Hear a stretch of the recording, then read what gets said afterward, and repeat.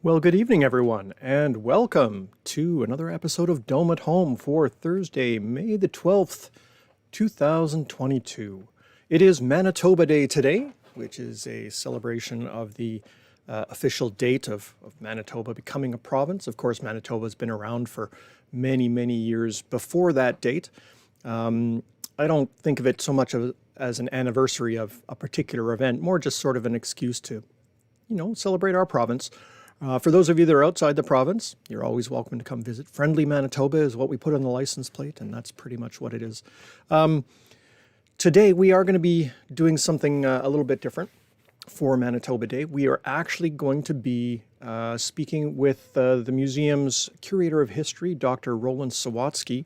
He's been studying one of the best kept pieces of cool space stuff that there is, the Churchill Rocket Range, which is basically Canada's spaceport right here in Manitoba, all the way back to the 50s. And so we're going to be talking about that. We're also going to be previewing the lunar eclipse that comes up this Sunday evening. Mark your calendars. This Sunday evening, hopefully the weather will cooperate. We will be doing a live broadcast beginning at 9:30 p.m. Central Time. And we will be watching the entire lunar eclipse. If it's cloudy here, I've made arrangements with some of our friends across the country. There are a few other shows that do things like this. Astronomy by the Bay out in New Brunswick, for example, they do a show every Sunday, the Sunday Night Telescope Show, Sunday Night Astronomy Show, pardon me. And we also have friends out in Edmonton, in BC, and down in the States. So it's going to be clear somewhere, right? Odds are. And so we'll get you a live stream of the event. We will also, Philip says, oh, and that might be Fallon, let's talk about the new pictures of the black hole from the center of the Milky Way. We absolutely will. Of course, I had already finished my cool space stuff segment for the day, and then that press release came out, right? So have to add it in. You can't not talk about it. Absolutely. Let us do a very quick reminder of our morning sky, because that's where all the planet action is happening and things are heating up. I mean, we've got a number of planets that you can see.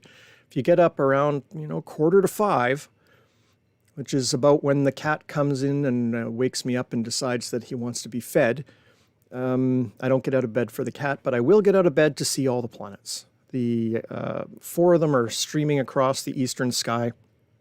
Venus is the last one to rise and the brightest, and that'll be the one that you'll see even once the sky is so bright that everything else is faded away.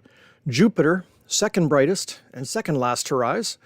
And then over here we have Mars and we have Saturn. And they've been sort of changing their positions as their orbits carry them around the sun over the last little while. Well, as we go through the week here, we're going to step through day after day. You'll see that their positions are all changing, and note particularly the behavior of the 2 inner ones. Jupiter and Mars are drawing closer together. And so by the end of this week, by next show, basically Jupiter and Saturn are getting pretty close. And then the following week, the moon enters the scene, and you can just see all of these wonderful photo ops and great binocular views that are happening as the moon passes each of those.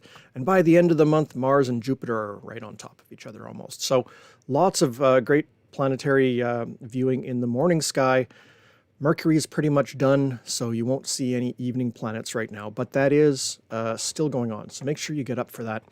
And of course, the moon, the constellations are visible all night. We've had a couple of good clear nights in and amongst the rain in the last little while.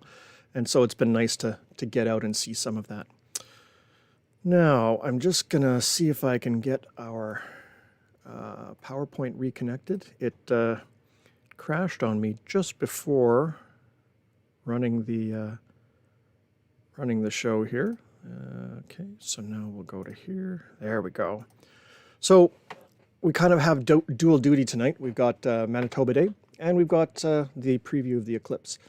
But we've also got some great mail that came in the last little week. I talked to a few of you. I know Sandra was in at the planetarium with your daughter. I'm sorry that I missed you, but it was great to see that you were in. And I hope you enjoyed yourself. And also, Ulrich was in at the planetarium today too, and it was again, I wasn't able to be there. I was editing the video for tonight, but it was really nice to excuse me, hear that you're coming and visiting and seeing the shows and things like that. I'm glad you enjoyed them. We also got a nice piece of mail from Andy and Ruby. Andy has been taking a lot of great images in the last little while. And this is his shot of the first quarter moon, a really, really great shot. And he says it's it's an older camera. It doesn't have the resolution of some of the modern ones, but using a higher magnification that trumps the resolution, and you wind up getting a pretty nice view. Now this looks like a nice shot, but I thought I'd just, give you a little bit more of the full sense of it. Here's the sort of full view of that all along the Terminator there. There's a lot of really great detail. Nice job, Andy. This is a really great shot. I didn't get any moon shots in the last little while. I was focusing on some other things, but I'm glad that you got this one because it looks like it's almost perfectly first quarter. Really, really nice. Yeah, Ulrich says, yeah, you can really see the Maria and then the craters. Yes, very, very good. Eric points out it's getting shorter nights for sky watching. Yeah, that's certainly true, isn't it? And actually, in Cool Space Stuff, we'll find out why that's actually good in some very rare cases. Most of the time, it means that it's not dark till late, and then it gets bright early, so you really don't have many hours of darkness. But there is an exception, and that's actually happening tomorrow night. We'll talk about that momentarily. Let's see what other questions. Oh, we got everybody checking in from all around. We love to hear, how many of you are watching and where you're watching from, stuff like that. Hi, Callie from Swan River, and so many regulars checking in. Oh, a few new names too. Excellent. Welcome. All right. To celebrate Manitoba Day, we are going to take a look at what I think is one of the best kept secrets of Manitoba. First of all, Churchill itself, the port of Churchill up on the coast of Hudson's Bay, is a wonderful town. I had the opportunity to go up there a few years back and visit, and we spent close to a week there. Now, it was in February, which is not the best weather time to go. The wind was about 80 kilometers an hour. It was a bad weather time, but we were there for a musical performance with the band that I was in, and so I wasn't really there for sky watching, but I did get to go to the rocket base, and so cool. Just such a great place. Now, it's no longer active, but it is a piece of Canadian space history. And how many provinces have rocket bases in them? So far, one. There's one being built perhaps out in New Brunswick. That's still kind of iffy. We'll see what's happening. There's a company looking at setting up some rockets to launch out that way. But until that happens, we're still the only province with a permanent rocket-based facility. So let's take a look at the story of the Churchill rocket range. To do this, I had the chance to chat earlier this week with Dr. Roland Sawatsky. He's our curator of history and one of my colleagues at the Manitoba Museum. Really, really good guy. And we sort of have this mutual interest in, it was the rocket range that originally sort of connected us, I think. Someone brought in a parachute from a Black Brant rocket, and he and I had to go through with like some old manuals to make sure that it wasn't actually armed with the explosive charges they used to, detonate to send the parachute out before we opened the canister. It was one of those kinds of things where it could have gone horribly wrong, but so you go through a situation like that with somebody, you get to know them pretty well. Anyway, here is our discussion with Dr. Roland Sawatsky. And this was pre-recorded just a couple of days ago so that I could add some of the other visuals and things like that. So I'll be back with you right afterwards. Okay, so thanks for joining us, Roland. The Churchill rocket range was, an important site for launching rockets from here in Canada. How did it wind up in Churchill? Why were people launching rockets from Churchill, Manitoba? Yeah, there's two parts, two answers to that, really. One is the geography. So there were scientists in the United States who wanted to launch rockets to learn more about the upper atmosphere. And they were looking at sites in Greenland and Alaska and Churchill. And they realized that Churchill was really the ideal location because it had active aurora there all the time, was close to the magnetic pole. So they could, and it was also a thin atmosphere, so they could do the kinds of experiments they wanted to do. But it was also easy to get to because there was a port, there was an airport, and there you could access it by rail, which some of the other sites lacked. So those things really helped. But then also in 1942, the Americans had built a military base there, Fort Churchill.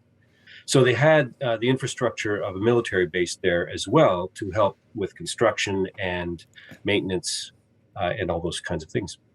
Oh, that's cool. Okay. Yeah, I wasn't aware of the World War II link there. I didn't realize it Mm-hmm. dated back that far.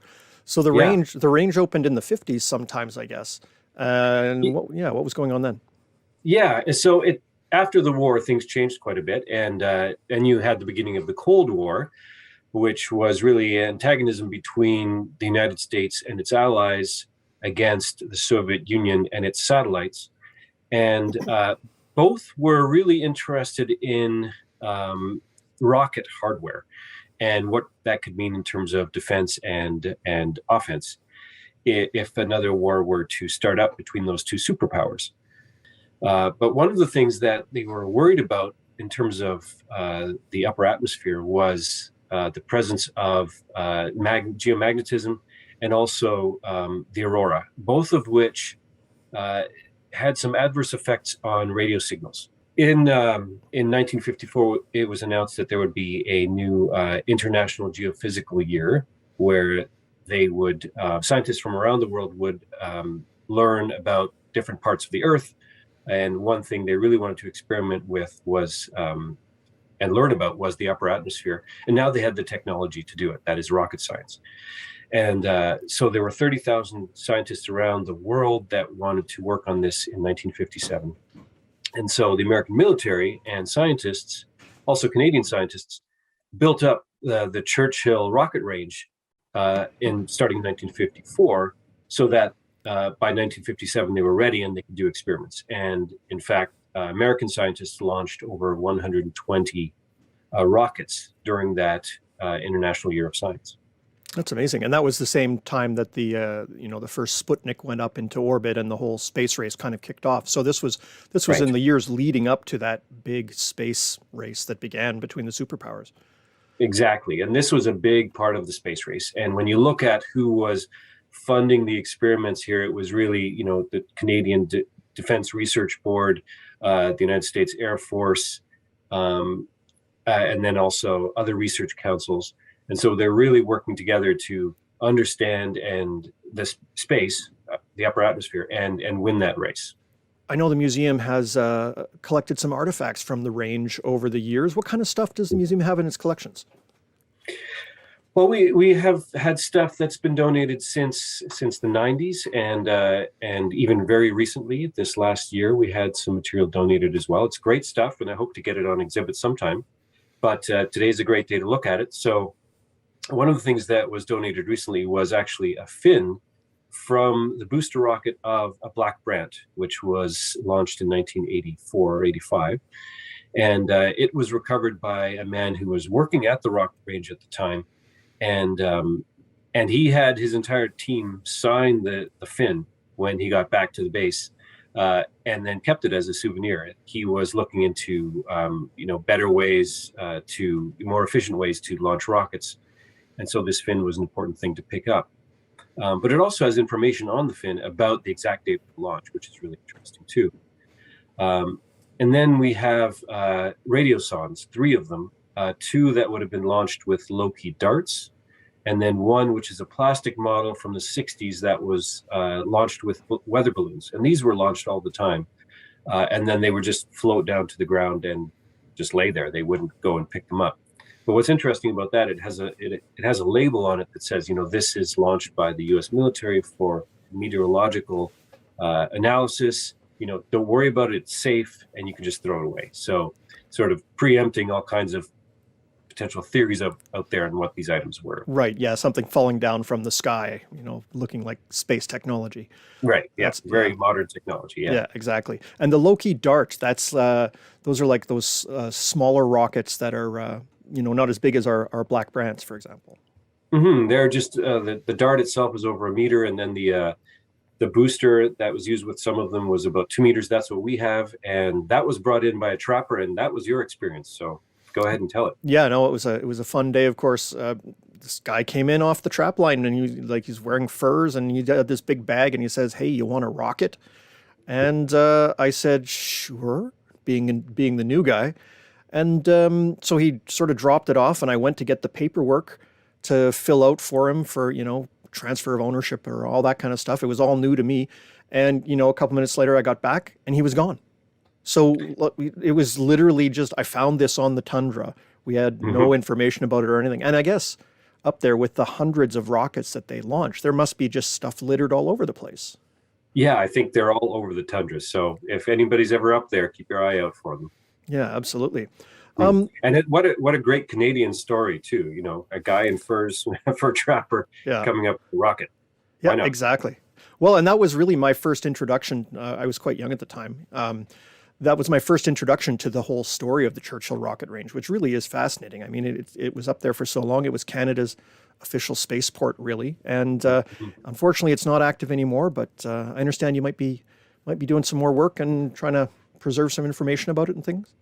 Yeah, and we're hoping to go up there very soon and do a bunch of research in preparation for an eventual renovation of our Arctic subarctic gallery. That will be years down the road, but this is when we start, years ahead of time. And I'd like to take a look at the range and what's left up there. It is a National Historic Site now, so it was designated in 1988. It's closed in 1985. But now, yeah, it's a historic site, and I think it would be great to go up there and take a look at some of the buildings, the condition they're in, even go in some of them, see how they worked. Because, a rocket launching pad is a very unique thing. There aren't many like it. And so it'd be interesting to make some sort of a model or digital model of it and show people how it works. Do you know anything about the kinds of experiments, the kinds of science that were sort of going on up there? Or do you have any of the stories of the people that you've talked to? Yeah, there were a couple that were really interesting, I thought. And again, you might have more information about the science behind these, but there was one done in that International Geophysical Year when there was a debate, or not, some uncertainty about what was actually causing the auroras. So there was this theory that was done in 1986 by, I believe, a Danish scientist who thought that it was electrons being bombarding the Earth that were somehow interacting with the atmosphere and creating these auroral displays.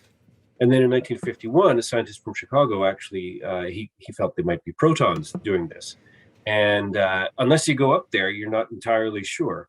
And so in 1957, this is 6 years after the latest theory, a scientist from the United States, organized a couple launches to go up there, and he put detectors for electrons and protons, fairly simple way to do it, and sent it up into the aurora. And sure enough, they got their answer. It's the electrons that create the auroral display.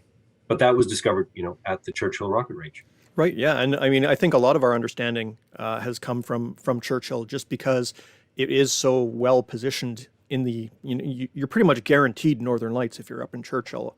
And, having the base there was really good geography for sure. Mm-hmm. All right. Yeah, and another experiment that was much later, and this was in the early 80s, 1980 to about 1985, was an experiment to actually affect the auroral display.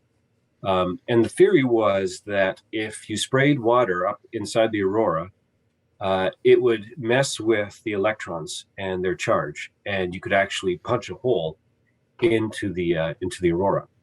And they went ahead and they tried it, and they basically put an explosive head into the top of the rocket, and around that there was water vapor, H2O, and the explosion spread water vapor all over the place in the auroral area, and it actually created a hole in the aurora that was visible from the ground. So they were. And so, go ahead. Go ahead. No, they were literally like changing the auroral activity from the ground with this explosion. That's right. That's right. And a gentleman who donated some of this material and some of these great photographs recently, he had a volunteer researcher who was interviewing him by email, and he had there's a great quote from him because he actually witnessed it from the ground. He went outside and watched what happened. So I'll just read that. Yeah, sure. He says, after a minute or so, with the rocket stages now burned out and separated, the remaining vehicle continued silently and invisibly into the night sky. After another minute, there it was. A silent, bright new star was created overhead. This was detonation. Over the course of the next 10 to 20 minutes, a small but ever-growing hole was punched into the aurora. I watched the expanding hole grow, melting away the overhead aurora. It worked. This was groundbreaking auroral science. For the first time, humans had shut it down. That's amazing. And it is amazing, yeah.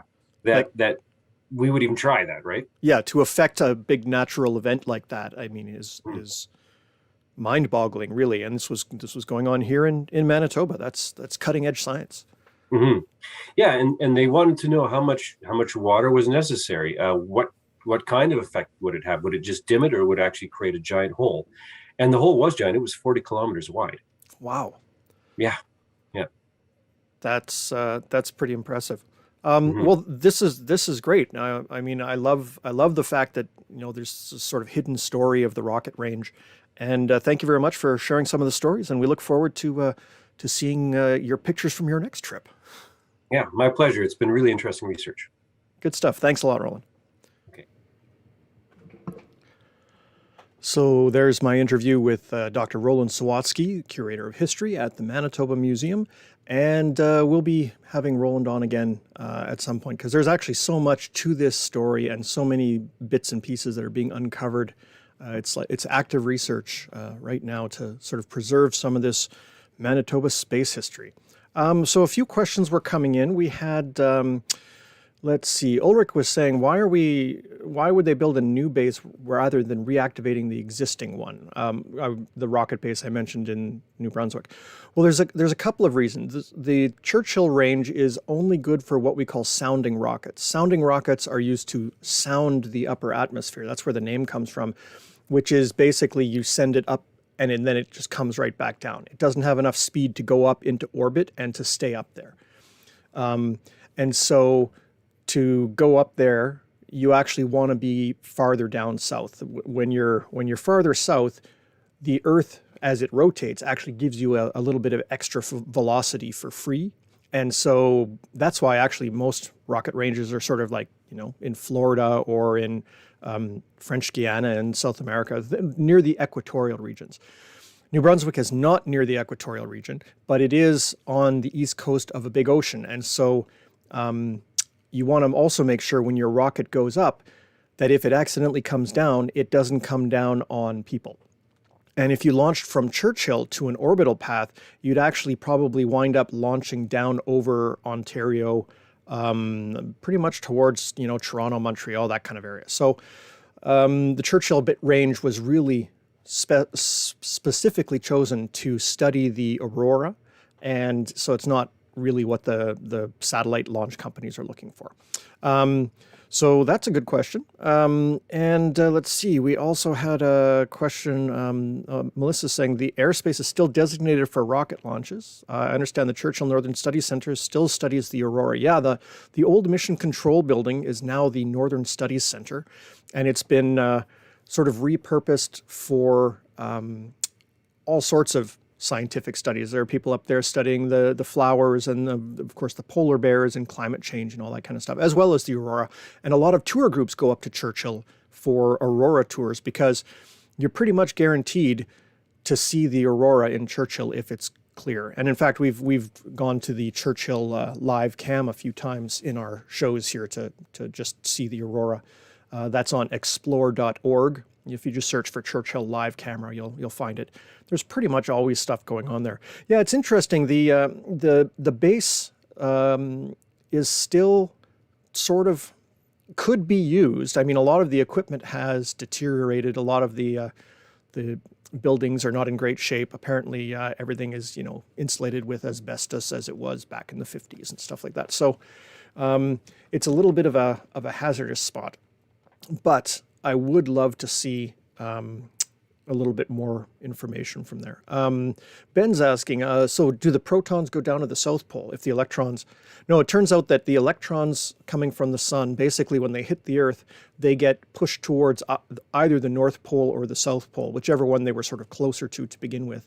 And so there's this mirror image of the North Pole and South Pole. Let me see. Yeah, my mic is still good. So here it is around the North Pole, where the North Magnetic Pole would be sort of right up about here. And there's a ring of aurora around the world centered on that area. And there's a mirror image down in the south. And that's all caused by the electrons from the sun crashing into the atmosphere and generating light. Let's see. Yeah. The thing that sort of blew my mind when I started looking at this this water hole project where they made a hole in the aurora. If you Google Project Waterhole, what you come up with is a whole bunch of conspiracy theory, weather control, government radar, chemtrail kind of stuff, because it really does seem like the kind of thing that an evil villain would do rather than a scientific experiment, like taking a major natural phenomena like the aurora and, turning it off seems kind of, intense. So obviously it's not the kind of thing that gets done anymore. It was just sort of a way to test the theory kind of thing. But it's amazing the kinds of projects that would happen back in the day. Let's see. Okay, we do have some other things to talk about, but those all fall into the category of cool space stuff. So here you go, Fallon. Our galaxy's supermassive black hole. This picture was released this morning. It is a picture of the black hole at the center of our own Milky Way galaxy. Now, it might look kind of familiar. You might remember a picture from a few years back, which was the very first picture of a black hole ever.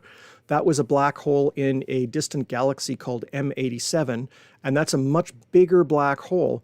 And ironically, even though the one in our galaxy is much closer to us, it's harder for us to see because there's a whole bunch of stuff between us and it.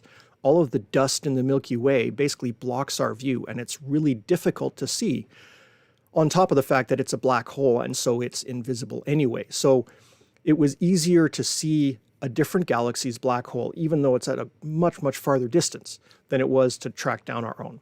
So here we have the black hole, the center part where there's no light, that is the black hole.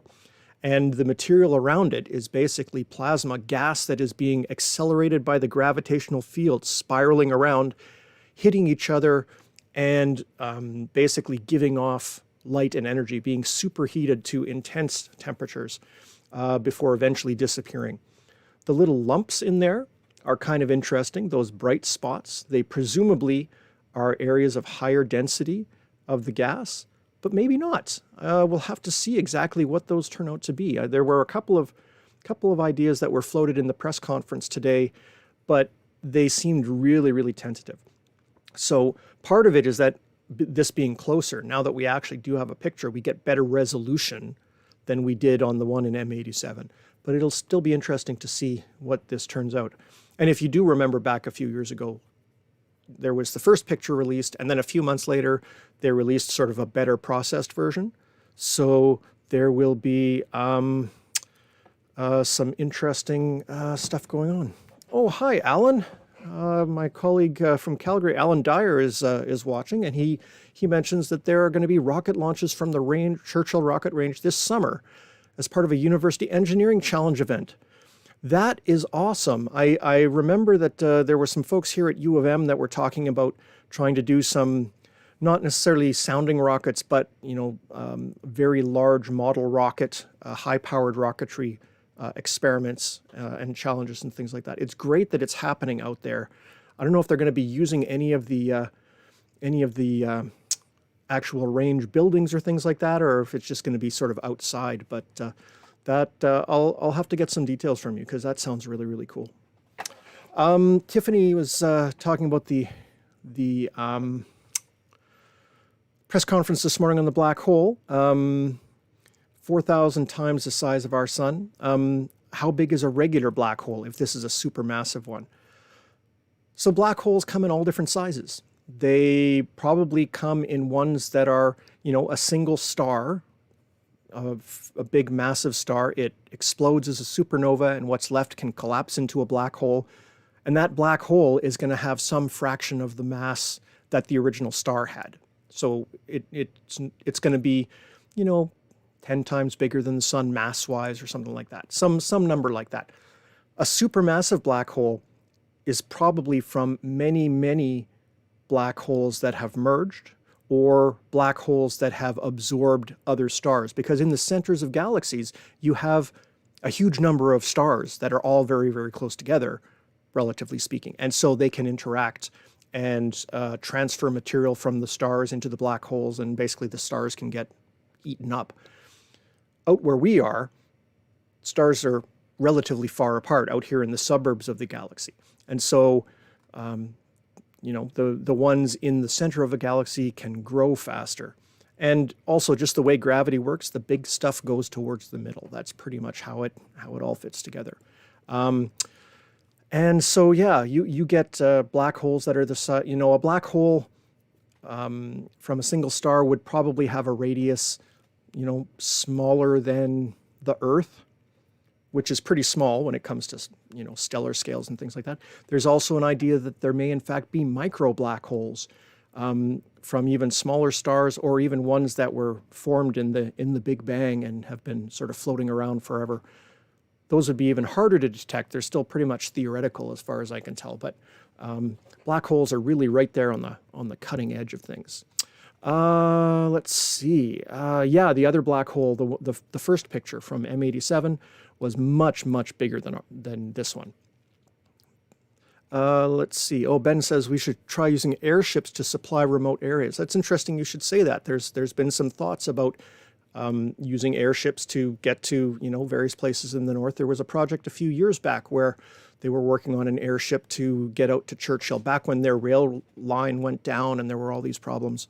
So, I think it'll be that kind of technology that seems a little unusual, but will actually work really well, that can help out some of those remote communities for sure.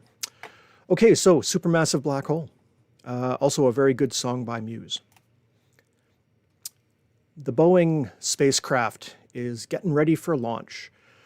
You know about SpaceX and their Dragon spacecraft, which carries crew up to the International Space Station. Well, SpaceX wasn't the only company that got a contract. We also have Boeing. And they were a little bit farther behind, and then they ran into some problems this summer. They were trying to launch, and there were some problems with the launch, and then they had to pull back to repair some things, and then there were other launches that were using up the space. And so they're now just coming back from their last summer attempt to hopefully launch a completely remote control version of the Starliner up to the space station, to dock with the space station, to prove that the spaceship can do everything that it's supposed to. If that happens perfectly, it will be cleared to carry people, and then there will be 2 spacecraft from the United States that are available to carry crew, along with the Russian Soyuz. And of course, right now, situations involving Russia have been a little dicey, and so I'm sure that NASA is and the Europeans are quite eager to have the Boeing spacecraft enter the lineup. Let's see. Lou asks a really complicated question. How do space and time collapse into themselves? Yeah. Well, first take 3 years of modern physics, and then you still won't understand it, but at least you'll know the math that goes with it. It's one of those really mind-boggling questions that, unfortunately, we can't even delve into in a short show like this. I think I want to do a show on black holes, though, where we can get a little bit more into some of the details of what happens and what we know about them. I mean, we just touch on them here a little bit. So I think I'll put that into the list. Okay. Other cool space stuff. So SpaceX has sold a number of their flights. They had their first totally private mission to the space station with no NASA or European or Russian or Canadian or anybody else's astronauts on board, no national astronauts. That was a few months back. Now they're going to be launching into a very high orbit and doing the very first spacewalk by a private astronaut. The training is underway. This will be, I think, the make or break mission for SpaceX. They've been very lucky that none of their spacecraft have had any problems, and there haven't been any emergency situations or things like that.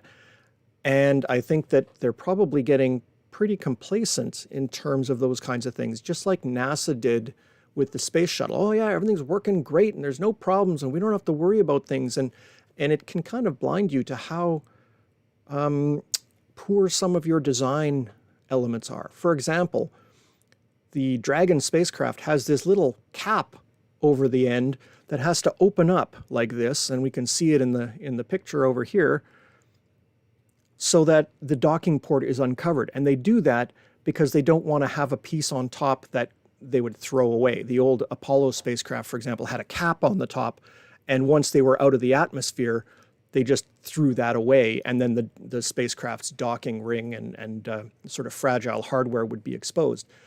SpaceX has this thing. Well, what if it doesn't open? Or what if it jams? Or what, there are some issues that just haven't come up yet. And I think that this spacewalk mission will absolutely put a sort of a stress test on all of those kinds of things. I mean, they're basically going to let all the air out of the spacecraft because there's no airlock.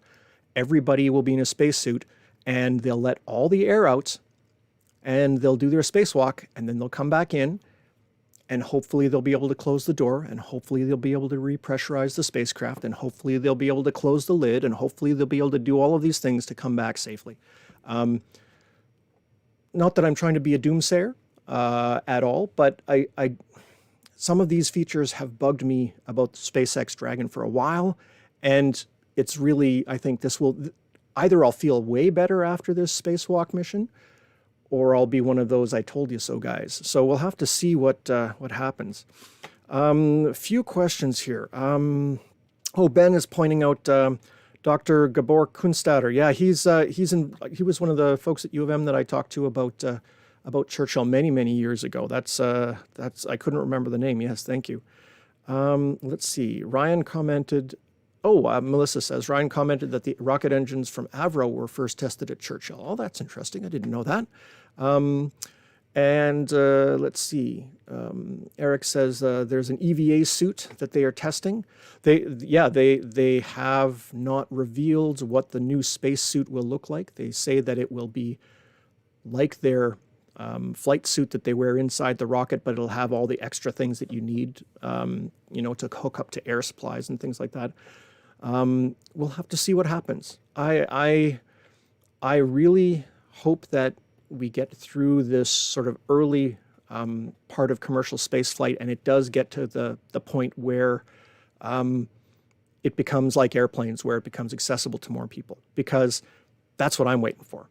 But if you look at the history of commercial aviation, they learned some hard lessons the hard way. When you have autopilot issues, or you have oxygen issues, or you have like all of these things that nobody sort of thought about until suddenly there was a disaster. Anyway, I don't want to dwell too much on it. It'll be really interesting to watch. And obviously SpaceX has gone from, their first human carrying flight was only 2 years ago, and they're already now doing spacewalks. So that's pretty cool. Okay.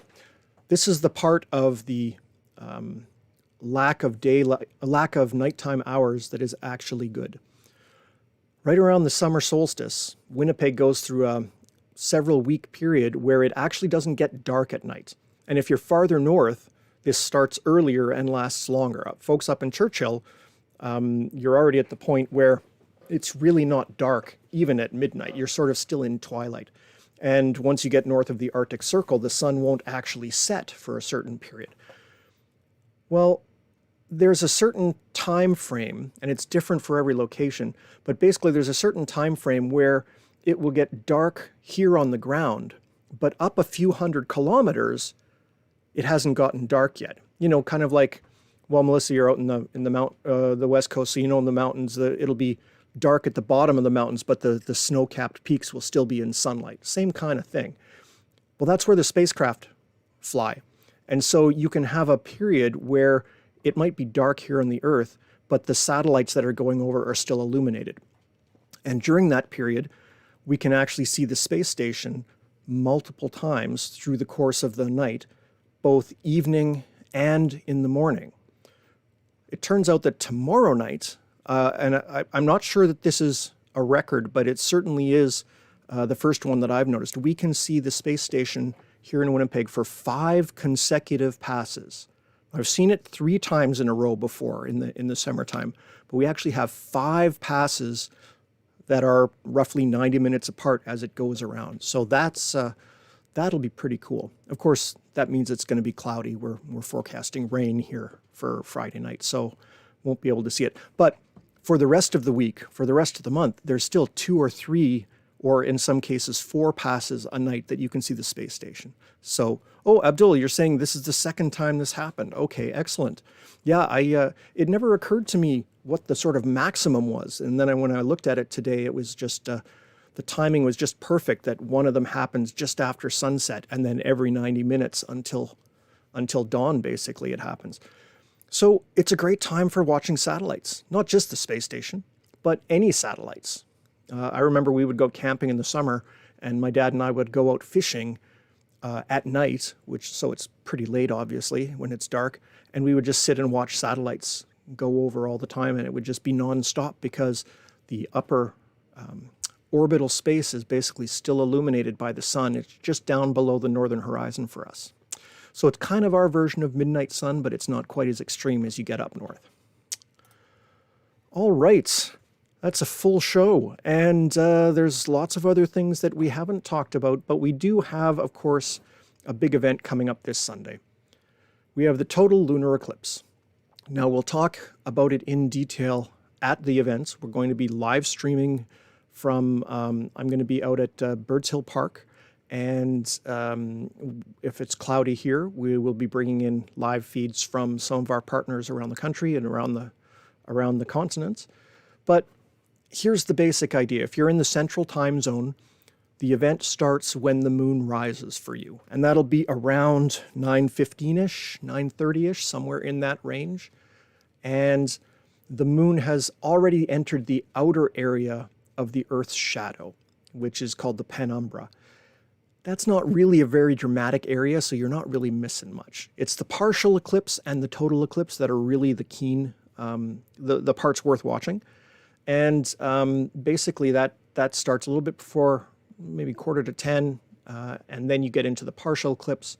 Totality begins around 10:30, and that's when the moon is completely within the Earth's shadow. The only light reaching the moon at that point from the sun is the moon that sort of squeaks around the edge of the Earth through the atmosphere. So basically it's the combined light of all the sunrises and all the sunsets around the Earth at that moment. And so it's this beautiful red-orange color. And as the moon goes through the shadow, that color changes minute to minute as the shading sort of plays across the surface of the moon. And then that basically runs until midnight. You have another hour or so of the moon coming out of the shadow, another partial eclipse, partial phase, and things will sort of stop being interesting again sometime after 1 or so in the morning. We'll be covering the entire eclipse, weather permitting, and we'll also have some of the explanation of, exactly what's going on. We've got some models and some visuals and things like that. So I'm really looking forward to doing that. We are not having an in-person public telescope event, so we're not advertising, hey, come out to this particular location and look through the telescope, because I suspect that we would get too large of a crowd to be able to accommodate it, quite honestly. So we're going to broadcast from there. Dome at Home viewers, if you're interested, you can always contact me, and I'll let you know where we're going to be. If you do feel like dropping by, this is sort of a chance for some of our regulars to get together and say hello and meet each other under the stars. And so that is something that you might be interested in. I will be recording the eclipse, Ulrich, but I won't be recording it second by second. I think I'm probably going to shoot an exposure every minute or something like that, just to make a stop action movie. But that should be a lot of fun. For those of you that aren't in Manitoba, it turns out that you'll see a big chunk of the eclipse almost no matter where you are in North America. And the folks out west, the eclipse is already in progress as the moon rises, so you perhaps lose a little bit. And basically you just adjust the time to your time zone. So, it happens a couple of hours, things are a couple of hours earlier for you out west. But that's sort of the way it goes. You take what nature gives you, and this is hopefully, with good weather, this will be a really nice event to watch. I really like lunar eclipses. They're low pressure. You don't have to be there for an exact second, or it's not like don't blink or you'll miss it. It really is something that is leisurely, and you can just check in every few minutes or whatever. You can see it really well in binoculars or a small telescope or just with your eye. You don't need a lot of complicated equipment. So I'm looking forward to that. Hopefully we will see you all next week. Next week, we will be talking about dinosaurs, because the museum's opening a brand new dinosaur exhibit, and we have a planetarium show called Dinosaurs, A Story of Survival. And we talk not only about the big astronomical event, the extinction of the dinosaurs, but the show also gets into some of the surviving dinosaurs that are still around. And so you can definitely check that out. We'll have our curator of paleontology and geology, Dr. Graham Young, no relation to me. And he'll be telling us a little bit about the dinosaur exhibit, and also talking about the KT boundary. That is the part of the geologic record where we find the residue of that giant impact. So we'll talk about impacts, asteroids, and, if we're all going to get wiped out by a giant rock from space. So that's next week. Until then, I hope you have a great night, clear skies, and we'll see you again for another episode of Dome and Home. Good night, everybody.